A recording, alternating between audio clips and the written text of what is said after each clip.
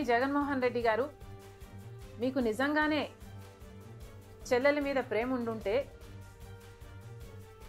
మీకు బాలకృష్ణ గారో లేక Balakrishna building IP address నుంచో మీ చెల్లెల మీద తప్పుడు ప్రచారం జరిగింది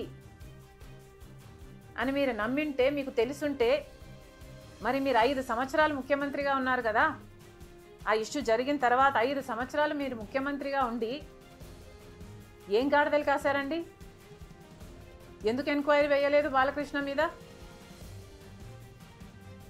మీరు ఇప్పుడు చెల్లెల మీద ప్రేమ ఉన్నట్టు మీరు మాట్లాడుతున్నారే.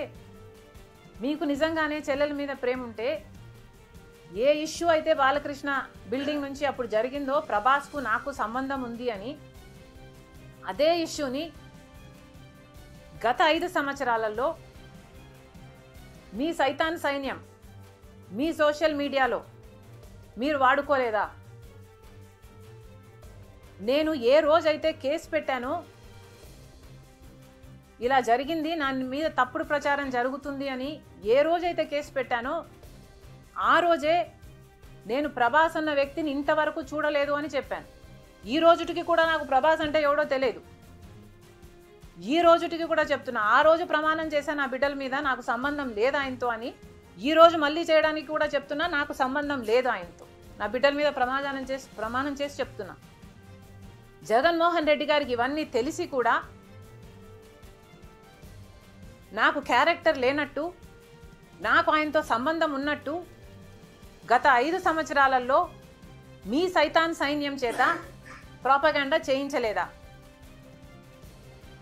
మీకా చెల్లెల మీద ప్రేమ ఉన్నది, సిగ్గుండాలి కదా.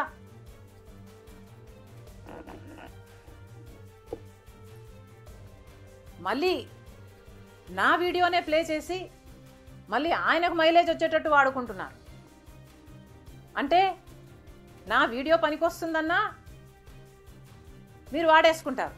సో మీరు చెల్లెల్ని వాడేసుకుంటారు, మీరు తల్లి మీద కేసైనా పెడతారు, మీరు నాన్న పేరుని సిబిఐ ఛార్జ్ షీట్లో అయినా చేర్పిస్తారు.